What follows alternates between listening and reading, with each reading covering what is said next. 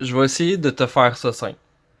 Dans la scénographe, tu vas aller trouver là où est-ce que la roue elle se trouve pour avoir son point. Ensuite, dans la fenêtre attribute ici, quand que normalement tu te trouves, mettons ici je suis sélectionné sur le point gauche. Donc ici mon point c'est la valeur de toutes les roues où est-ce qu'ils doivent apparaître. Donc ici je vois j'ai 0,91, 0,96 et 1,305. Dans ta fenêtre de script, pour les roues qui sont ta roue qui sera grosse, là, retranscris-le à la même place que je l'ai mis, mais ces deux lignes-là, toi, t'écris pas ça parce que ça veut pas rapport. Donc, à la fin du well et avant la fin du well configuration, tu vas intégrer ces deux lignes-là. Ici, le none, ça se trouve à être well back left, qu'est-ce qui se trouve à être ta roue arrière gauche, de là où est-ce que hier, je t'avais dit de l'effacer, finalement, tu vas le laisser comme ça. Tu vas faire la même affaire pour la roue de droite.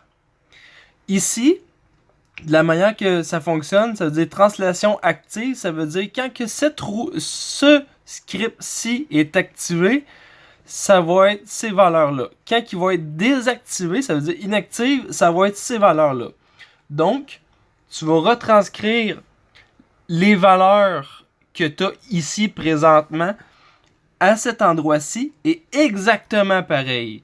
L'axe X, ça va être le premier, l'axe Y, ça va être celui du milieu et l'axe Z, ça va être le dernier de la fin.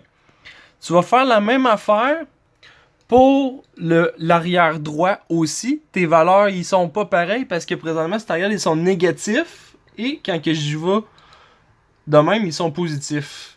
Et c'est pas les mêmes valeurs. Donc ici, tu vois, j'ai positif et là, j'ai du négatif. Qu'est-ce que tu vas faire ensuite?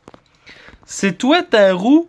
Le problème, c'est qu'elle arrive dedans le rim. Le point, tu vas le prendre et l'éloigner.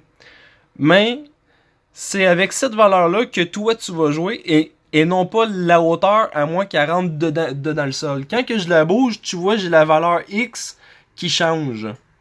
Donc, tu vas éloigner le point un petit peu de la valeur qu'elle se trouvait. Toi, tu veux l'avoir à 9,95. Donc, tu vas ici, et la valeur du début qui se trouve à être l'axe des X, tu vas modifier cette valeur-là, et les deux autres, tu les laisses pareilles. Donc, moi, je veux que quand que ce script-ci est activé, je veux qu'il y ait une translation sur l'axe des X aller à la valeur 0.94 et 0-.94. Et quand que la roue elle est pas activée, je veux que le point il retourne à cet endroit-là. Ça va être ta solution pour ta roue qui est oversize sans trop de difficultés. Donc, tu écris Object Change, Not Will Back Left. Puis ces symboles-là, tu peux les copier ailleurs pour le coller là, mais il faut vraiment que tu écrives la même façon, sinon ça marchera pas.